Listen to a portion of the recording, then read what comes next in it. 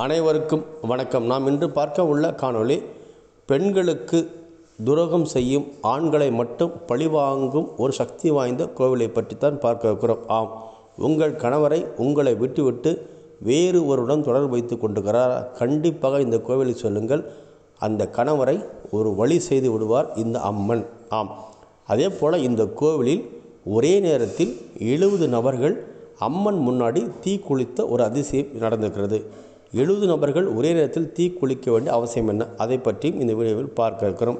அது மட்டும் இல்லாமல், ஒரு பெண் பெற்ற தாய் தனது குழந்தையை காலால் மிதித்து கொலை செய்த ஒரு மிக பிரமிப்பூட்டும் திகிலூட்டும் சம்பவம் இங்கே நடந்திருக்கிறது.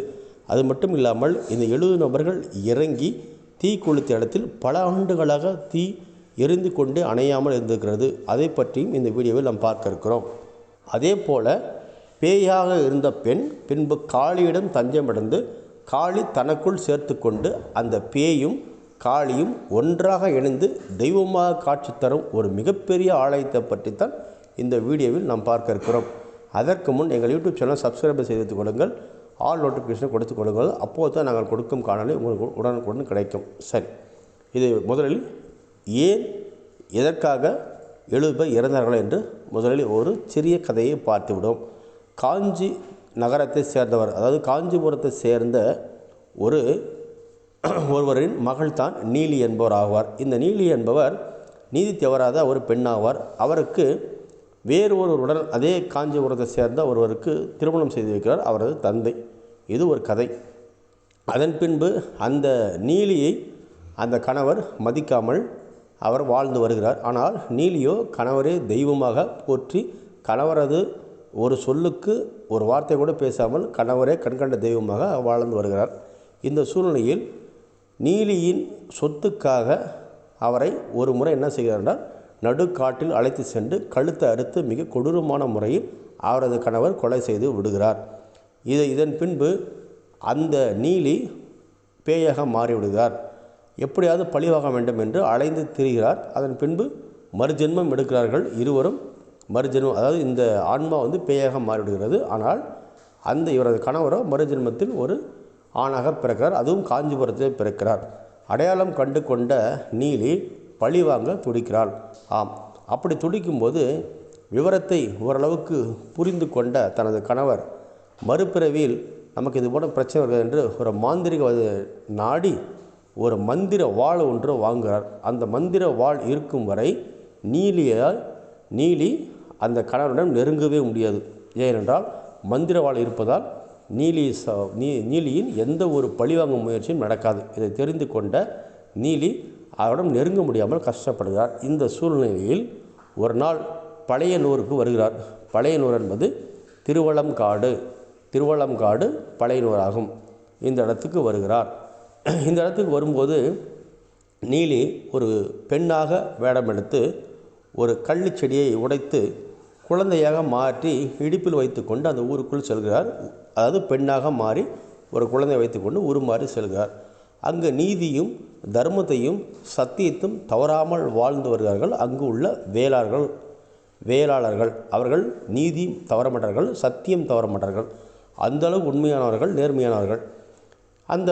அந்த ஊருக்குள் சென்றவுடன் நீலி போய் முறையிடுகிறார். எனது கணவர் இவர்தான் என்னை சேர்ந்து வாழ்ந்து விடவில்லை என்று இவரது தரப்பு நியாயத்தை எடுத்து சொல்கிறார். ஆனால் அவரது கணவருக்கு நன்றாக தெரியும் இது பேயே, இது கடவுள், இது பெண்ணே கிடையாது என்று அவர்களுக்கு தெரியும். எல்லா விவரத்தையும் கணவர் ஊர் மக்களிடம் சொல்கிறார். ஆனால் ஊர் மக்கள் என்ன செய்கிறார்கள், இல்லை இந்த பெண்ணிடம் நியாயம் இருக்கிறது, இன்று ஒரு நாள் ஒரு இரவு மட்டும் இனி இந்த பெண்ணோடு தங்கியிருந்து உங்கள் பிரச்சனையை தீர்த்து கொள்ளுங்கள். ஒருவேளை இந்த பெண்ணால் நீ சொல்லுவது போல உனக்கு ஆபத்து வந்தால் நாங்கள் அனைவரும் தீயில் கருகுகிறோம், நாங்கள் அனைவரும் எரிந்து சாம்பலாக போகிறோம், இது இந்த பூதேஸ்வரர் மீது ஆணை என்று அவர்கள் சொல்கிறார்கள். அதன் அடிப்படையில் அன்று இரவு விட்டு செல்கிறார்கள்.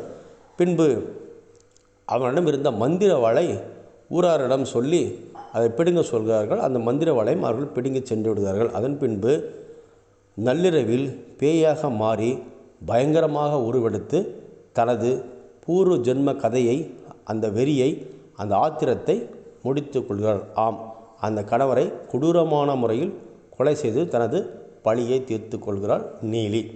அதன் பின்பு கையில் இருந்த அதோட ஆத்திரம் அடங்காமல் அதன் பின்பு கையில் இருந்த குழந்தையும் காலால் மிதித்து கொலை செய்கிறார். அதன் பின்பு ஆத்திரம் அடங்காத அந்த நீலி ஊர் மக்கள் ஊரில் உள்ள அனைவரையும் யாரெல்லாம் கணவருக்கு துரோகம் செய்கிறார்களோ அனைவரையும் துரத்தி பழிவாங்க ஆரம்பிக்கிறார்கள்.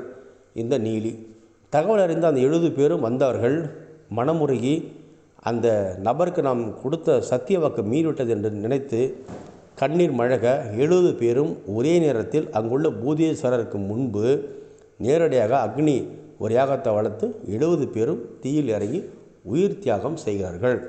அப்போதும் கூட மனம் அடங்காமல் அந்த நீலி இன்னும் கோபத்தை அடக்கிக் கொள்ளாமல் இன்னும் பழிவாங்க முயற்சியிலே சுற்றி கொண்டுகிறார். சகல தெய்வங்களும் சொல்லியும் கூட கேட்பதில்லை. அதன் பின்பு அந்த அங்குள்ள பழையனூர் அம்மன் கோயிலுள்ள காளி அந்த நீலியை அழைத்து உனது கோரிக்கையை ஏற்றுக்கொண்டு தனக்குள், அதாவது அந்த காளிக்குள் தன்னை அடக்கம் செய்து கொண்டாள்.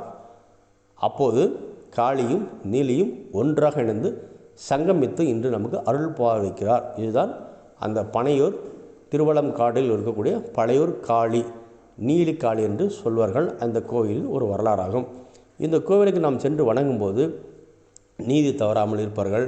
நம்மிடம் கொடுத்த வாக்கை ஏமாற்றியவர்கள், நமக்கு ஏதாவது பிரச்சனை, செய்வினை பிரச்சனையோ மாந்திரிக பிரச்சனையோ பேய் பிசாஸ் தொல்லையோ என எந்த மாதிரி பிரச்சனை இருந்தாலும் நமக்கு நிறைவேறி கொடுப்பார். அதே போல் நமது கணவரோ நமது மனைவியோ நமக்கு யாராவது துரோகம் செய்தால் உடனடியாக நீதி கிடைக்கும் என்பது ஒரு வரலாறு இருக்கிறது. அதே போல் சகல விதமான பிரச்சனைகளும், மாந்திரிக பிரச்சனையோ அல்லது கட்டு பிரச்சனையோ அல்லது வேறு ஏதாவது உங்களுக்கு எந்த மாதிரியான பாதிப்பு இருந்தாலும் இந்த அம்மன் விலக்கி தருவதாக ஒரு ஐதீகம் இருக்கிறது. பல விதமான தடைகள் இருந்தாலும் அந்த தடைகளை உடைக்கும் சக்தி இந்த அம்பாளுக்கு உண்டு. ஆம், அவ்வளோ சக்தி வாய்ந்த அம்மனாகிறது. உலகத்திலே ஒரு ஆன்மா, அதாவது ஒரு பேயை அனைத்து தெய்வமும் பேயும் இணைந்து காட்சி தரும் ஒரு மிகப்பெரிய ஸ்தலம் இதுதான். அவ்வளோ சக்தி வாய்ந்ததாக இருக்கிறது. ஏனென்றால் அந்த பெண்ணிடம் நியாயம் இருந்ததால் தெய்வமே அதை ஏற்றுக்கொண்டு காட்சி கொடுப்பதுதான் நீலி காளியாகும். இந்த காளியிடம் கருணை எல்லாம் கிடையாது. தவறு செய்துவிட்டால் தண்டிப்பதற்கு காளி துணிவாள். உங்களது நியாயமான கோரிக்கை, நேர்மையான கோரிக்கை இருந்தால் நிச்சயமாக இந்த கோயிலில் உள்ள காளி செவிசாய்ப்பாள். இந்த காளியை போய் தரிசனம் செய்கிறீர்கள். உங்களை வாழ்க்கையில் நடக்கக்கூடிய அனைத்து பிரச்சனைகளுக்கும் ஒரு முற்றுப்புள்ளி வைத்துக் கொள்ளுங்கள். வாழ்க்கையில் செல்லுங்கள். நன்றி.